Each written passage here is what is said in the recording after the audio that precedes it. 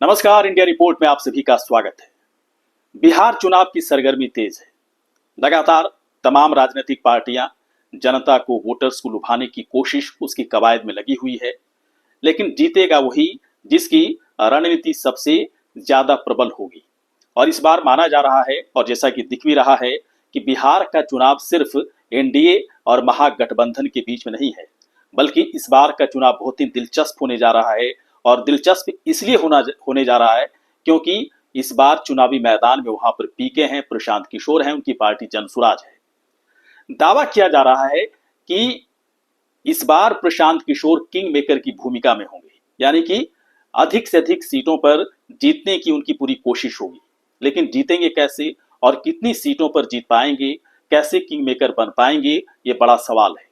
लेकिन India report की तरफ से लगातार जनसुराज और प्रशांत किशोर की तरफ से जो चीजें की जा रही हैं, जो राजनीतिक गतिविधियां उनकी चल रही हैं, उस पर नजर रखी जा रही है। और उसी हलचल के आधार पर कुछ आकलन करने की कोशिश हुई है। जो आकलन है, जो नतीजा निकलकर सामने आ रहा है, वाकई में बहुत ही चौंका देने वाला नतीजा है। और ऐसा माना जा रहा है कि जो चार चालें हम आपको बताएंगे, जो पीके की तरफ से या जनसुराज की तरफ से बिहार के चुनावी मैदान में चार चालें चली जाएंगी। इसके बाद एनडीए और महागठबंधन का पूरा सियासी भूगोल ही बदल जाएगा। दावा इस तरह से किया जा रहा है कि जिन क्षेत्रों में पिछले चुनाव में महागठबंधन को ज्यादा सीटें आई थी, वहां पर इस बार मामला पूरी तरह से उलट जाएगा। यानी कि वहां पर महागठबंधन को नहीं बल्कि एनडीए को ज्यादा सीटें आएंगी। और हो सकता है कि कई सीटों पर जनसुराज की भी जीत हो और कम सीटें ही महागठबंधन को आ पाएंगी। और वैसे बेल्ट की बात करें, चुनावी बेल्ट की बात करें, या फिर वैसे इलाकों की बात करें जहां पर एनडीए को ज्यादा सीटें आया करती थी या फिर पिछले चुनाव में सीटें आई हैं, वहां पर प्रशांत किशोर की रणनीतिक चाल की वजह से महागठबंधन को ज्यादा सीटें आएंगी और एनडीए को थोड़ी कम सीटें आएंगी। और हो सकता है कि कई सीटों पर जनसुराज की भी जीत हो जाए। दरअसल इस पूरे सियासी भूगोल को बदलने में किस तरह की रणनीति का सहारा या किस तरह की रणनीतिक चाल के जरिए इसे पूरी तरह से साधने में लगे हुए हैं प्रशांत किशोर, इस पर हम चर्चा करेंगे। लेकिन एक बात समझना काफी जरूरी है कि बिहार में चुनाव से ठीक पहले हमेशा की तरह जो पैटर्न रहा है, जाति और धर्म के आधार पर यह पैटर्न रहा है। और जो पहले कहा जाता रहा कि प्रशांत किशोर जाति धर्म से अलग वहां पर राजनीति कर रहे हैं, लेकिन अब इस बात को शायद वो भी समझ चुके हैं कि अगर बिहार के चुनाव को साधना है, उसे सही तरीके से, अपने तरीके से अगर उसे हैंडल करना है, तो जाति और धर्म आधारित वोटिंग को हासिल करना काफी जरूरी होता है। तो जो चार चालें हैं जिसकी बदौलत कहा जा रहा है, जो दावा किया जा रहा है कि प्रशांत किशोर बिहार में इस बार किंग मेकर की भूमिका में होंगे, जो पहली बड़ी चाल है वो है जातिगत समीकरण को काफी मजबूत करना। जातिगत समीकरण को मजबूत करना इसलिए क्योंकि जहां पर जिस जाति की संख्या ज्यादा है, वहां पर पीके की तरफ से या जनसुराज की तरफ से लगातार कोशिश हो रही है। कुछ इस तरह की हलचल भी दिख रही है, कई तरह की चीजें पता लगाने की कोशिश की गई हमारी तरफ से। तो ऐसा लग रहा है कि जहां पर जो मजबूत है उसके खिलाफ एक मजबूत उसी की जाति के उम्मीदवार को उतार दिया जाए, या फिर एक ऐसे उम्मीदवार को उतारा जाए जो उससे कहीं न कहीं किसी लेवल पर मजबूत दिखाई देता हो चुनावी मैदान में। तो मजबूत जो जातिगत समीकरण है उसे चुनावी मैदान में उतारने की कोशिश इस बार प्रशांत किशोर की तरफ से जो पहली चाल के तौर पर देखी जा रही है, ये निकलकर सामने आ रहा है। जो दूसरी बड़ी चाल है कि अगर महागठबंधन के बेल्ट के इलाके में, जहां पर अगर पिछले विधानसभा चुनाव की बात करें, जिस इलाके में महागठबंधन की ज्यादा सीटें आई, उस इलाके में महागठबंधन से एक तरह से कह सकते हैं घमासान के लिए, चुनावी मुकाबले के लिए महागठबंधन के लेवल का या उसके तेवर के नेता को जनसुराज की तरफ से उतारना। यदि ऐसा होगा तो उस इलाके में क्या होगा, महागठबंधन और जनसुराज के बीच कड़ी टक्कर होगी, वोट कटेगा। और इसका फायदा क्या होगा, एनडीए को होगा। और कई सीटों पर हो सकता है कि जनसुराज को ही फायदा हो। लेकिन अभी हम सिर्फ यहां पर यह मानकर चल रहे हैं कि जहां पर महागठबंधन को कमजोर जनसुराज की तरफ से किया जाएगा, वहां पर एनडीए को फायदा होगा। ये दूसरी चाल जो समझ में बातें निकल कर आ रही है जनसुराज की तरफ से चुनावी मैदान में, इस चाल को चली जाएगी।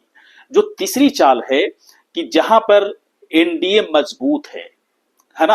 अगर मैं पहले अगर एक बात मैं यहाँ पर और जोड़ना चाहूंगा दूसरी चाल में कि एम वाई समीकरण, चूंकि महागठबंधन में खासतौर पर आरजेडी पार्टी है, तो महागठबंधन में एम वाई समीकरण की बदौलत कई सीटों पर, अधिक से अधिक सीटों पर जीतने में कामयाब महागठबंधन होती रही है। तो एम वाई समीकरण को तोड़ने के लिए मुस्लिम उम्मीदवार को उतारने की कोशिश होगी। दूसरी जो चाल के तौर पर जो मुझे समझ में आ रही है कि मुस्लिम उम्मीदवार को उतारकर, तगड़ा मुस्लिम उम्मीदवार को उतारकर महागठबंधन के खेल को खराब करने की कोशिश प्रशांत किशोर की तरफ से की जाएगी।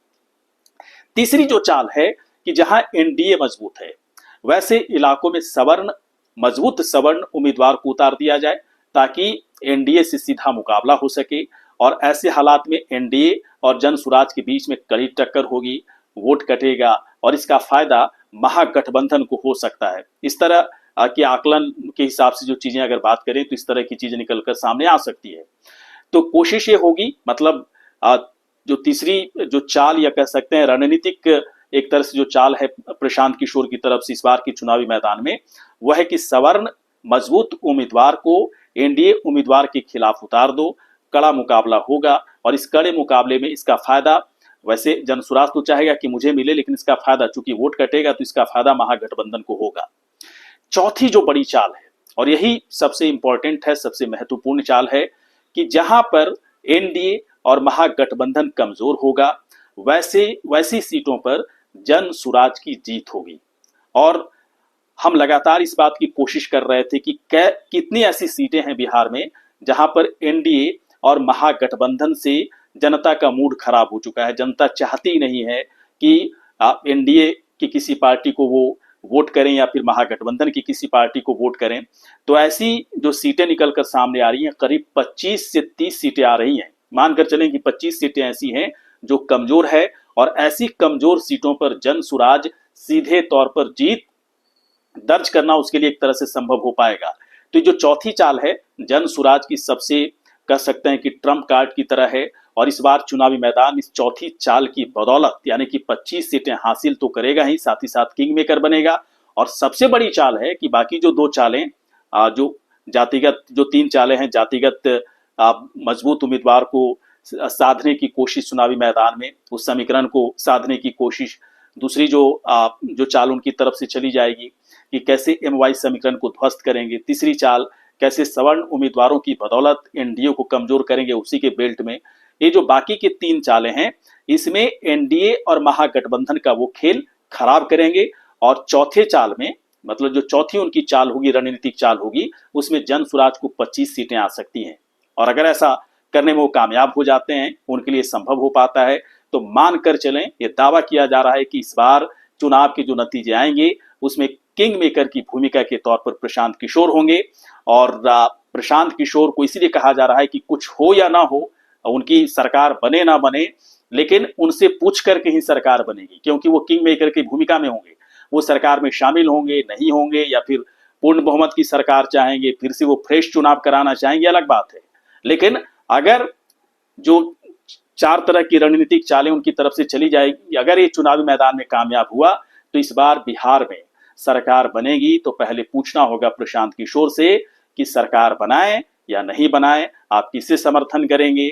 महागठबंधन वाले भी लगे रहेंगे तो एनडीए वाले भी लगे रहेंगे। तो ये चार राजनीतिक चालों की वजह से इस वक्त प्रशांत किशोर बहुत ही मजबूत स्थिति में है बिहार में, जो कि हम आपको बताने की कोशिश कर रहे थे।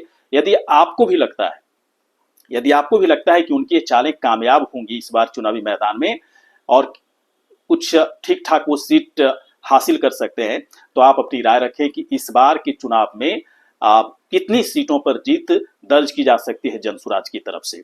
आप हमें कमेंट सेक्शन पर अपना जवाब दे सकते हैं, अपनी राय रख सकते हैं। ये वीडियो आपको कैसा लगा? यदि अच्छा लगा हो तो आप हमें तुरंत सब्सक्राइब करें, कमेंट करें, शेयर करें, साथ ही साथ लाइक करें। नमस्कार।